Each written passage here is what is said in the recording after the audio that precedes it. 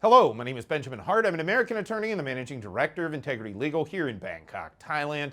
As the title of this video suggests, we're discussing the TM30 immigration form here in Thailand. For those who are unaware, this is an address reporting form that is required to be filed by those who come into Thailand who are foreign nationals who are staying in Thailand. I thought of making this video after reading a recent article in the Pattaya Mail, that's pattayamail.com. Article is titled Updates on Thai Immigration's TM30 Address Notification Form. Quoting directly, it's the address form in Thailand for, quote, the housemaster, owner, or possessor, unquote, of a residence where a foreigner is staying after arrival from a foreign country. And I'm going to come back to that here in a moment, the housemaster, owner, or possessor. But let me just finish this quote. And as always, I urge those who are watching this video, go check out that article to read more in detail.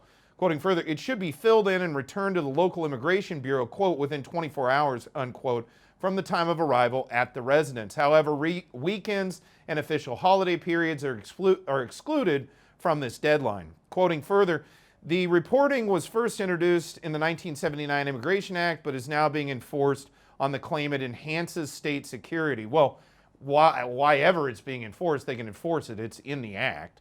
Quoting further, but at the end of the day, you personally are responsible for the TM30 and you need one to obtain any service at local immigration. The fine is 1,600 baht. So a couple of things here. As we've discussed in prior videos, there have been some questions about whether or not the sort of reintroduction, which by the way did happen during Big Joke's tenure as the head of immigration. So interesting little point of historical fact there. But there was the argument that there was sort of a revenue generating aspect to this. But going back and quoting again, the housemaster, owner, or possessor, and I really, hats off to Pattaya Mail for putting that quote in there. We've discussed that before on this channel. And I've seen some comments recently on some stuff talking about TM30, and people are saying, well, it's my landlord's responsibility. Look, if you have a lease on a place, you're the possessor. You have possession of that property for the duration of time in which you're leasing it. One could even argue even short-term rentals, that is the case. Now, meanwhile, look, it's not going to be some Thai landlord that's going to have to pay any kind of fine because they don't need anything from Thai immigration because they're Thai.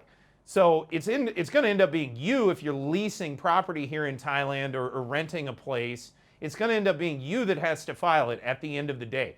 That's the reason for this clarification email. I've seen a lot of people saying, well, my landlord should do it or it's somebody else's responsibility. Why do I need to? Because at the end of the day, it says possessor of a dwelling.